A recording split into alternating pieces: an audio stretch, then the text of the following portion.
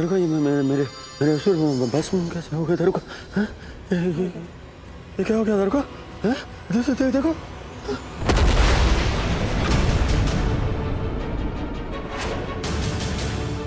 ओम नमः शिवाय।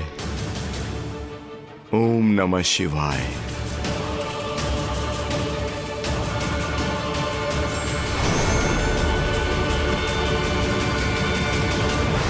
हर हर महादेव। हर हर हर महादेव। हर हर हर महादेव। हर हर हर महादेव।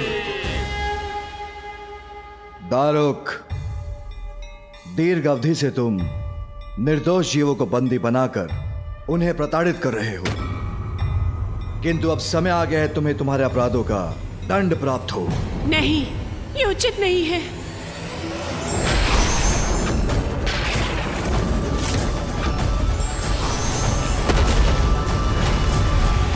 इस प्रकार तो महादेव हम सभी असुरों का वध कर देंगे। अब तुम्हारी बारी है दारुक। जब तक तुम जीवित रहोगे, निर्दोष निर्बल असहाय लोगों को कष्ट ही दोगे, जो अब मैं और होने नहीं दूंगा। इसलिए अब तुम्हारा अंत ही उचित है। मेरा अंत होगा शिव के द्वारा, महादेव के द्वारा? कैसे संभव है? मैं कैसे करूंगा अपनी रक्षा? नहीं, ये नहीं हो सकता। ये कदापि नहीं होने दूंगी मैं।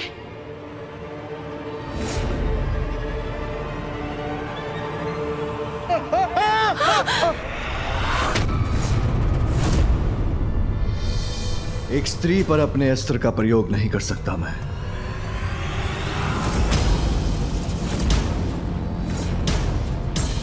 महादेव मुझे देखकर दुविधा में पड़ गए। मेरी युक्ति सफल हो गई।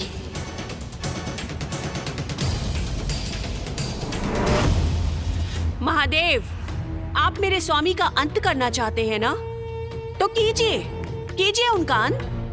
दीजिए उन्हें दंड। किंतु उसके पूर्व आपको मुझे भी अपने मार्ग से हटाना होगा। मेरा भी अंत करना होगा। किंतु जब तक मैं जीवित हूँ, अपने स्वामी का कवच बनकर रहूंगी, उनकी रक्षा करूंगी। दारुका, तुम अपने पति की रक्षा के लिए वहां स्थित रहोगी, तो भी मैं तुम्हारे पति का वध करूंगा और तुम पर कोई आश तक नहीं आने दूंगा।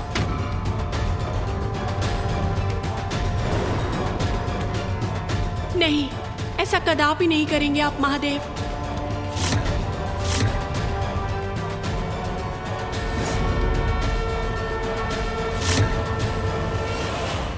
माँ!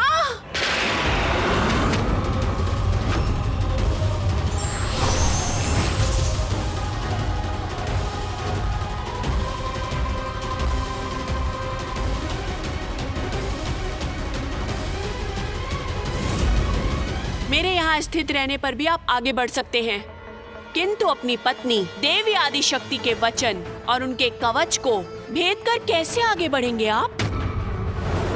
देवी आदिशक्ति सही समय पे आ गई, सुरक्षित है।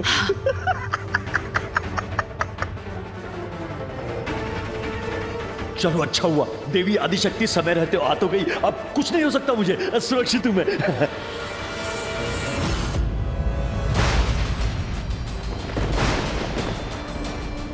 माँ और पिताश्री दोनों एक दूसरे के समक्ष आ गए।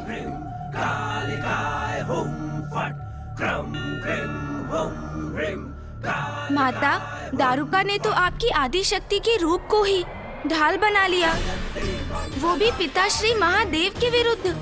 हाँ,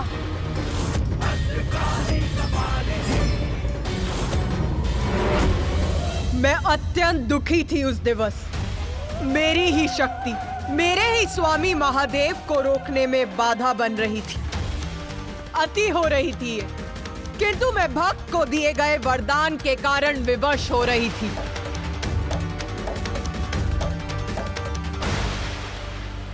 माता आदिशक्ति दारुका और दारुक की रक्षा कर रही थी और महादेव का क्रोध अपने चरम पर था।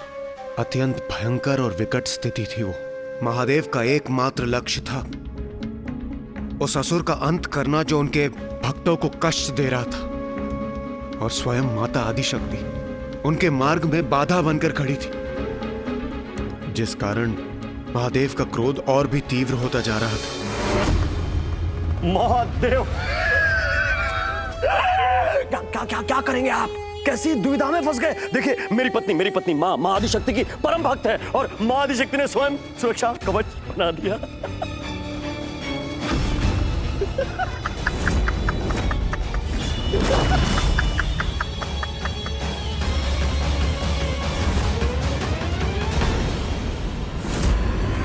नहीं स्वामी,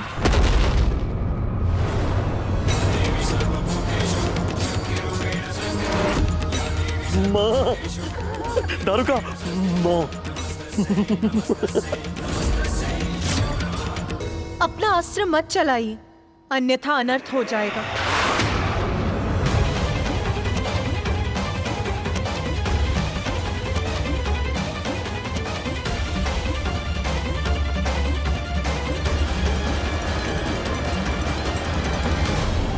स्वामी, यदि आपकी और मेरी शक्ति का टकराव हुआ तो ऐसा विध्वंस होगा जिससे सृष्टि नष्ट हो जाएगी। मैं विवश हूँ स्वामी। संतान की रक्षा तो मुझे करनी ही होगी, फिर भले ही वो संतान भटकी हुई क्यों ना।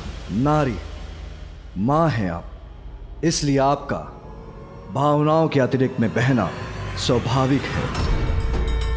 किंतु तनिक विचार कीजिए, क्या ये उचित है आपके वरदान का आश्रय लेकर ये दोनों परजीवों के समान जीवन जिए,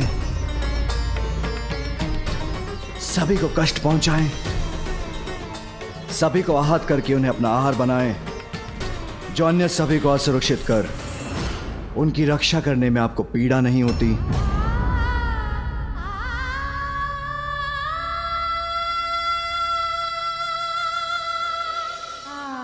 स्वामी, असुरों का तो ये स्वभाव है, उनसे और क्या अपेक्षा करते हैं आप?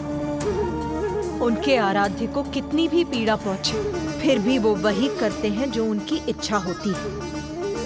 उनकी तामसी प्रवृत्ति आपसे छिपी नहीं है स्वामी। दारुका की भक्ति ने मुझे विवश कर दिया है स्वामी।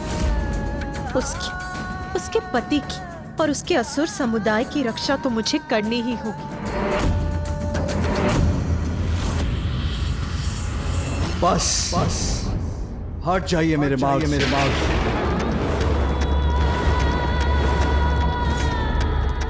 नहीं, कदापि नहीं स्वामी। मैंने कहा ना आपसे, हट जाइए। मैं ऐसा नहीं कर सकती स्वामी। वचन की मर्यादा रखना तो मैंने आप ही से सीखा है। कुछ भी क्यों ना हो स्वामी, भगवान के द्वारा अपने भक्त को दिया गया वचन भंग नहीं हो सकता, अन्यथा भक्त का अपने भगवान से विश्वास ही उठ जाएगा। और यदि ऐसा हुआ तो संसार से भगवान का अस्तित्व ही मिट जाएगा। मुझे पाठ सिखाने का प्रयत्न मत कीजिए। मैं आपसे कह रहा हूं देवी, हट जाइए मेरे मार्ग से। नहीं स्वामी, मैंने दारुका को उसकी रक्षा करने का वचन दिया है, तो क्या भगवान का उसके भक्त की रक्षा करना अनुचित है? तो क्या अपने पति का विरोध करना अनुचित नहीं? अपने भक्त के उदाहरण से सीखिए। आप देखिए किस प्रकार अपनी निष्ठा से अपने पति की रक्षा कर रही है वो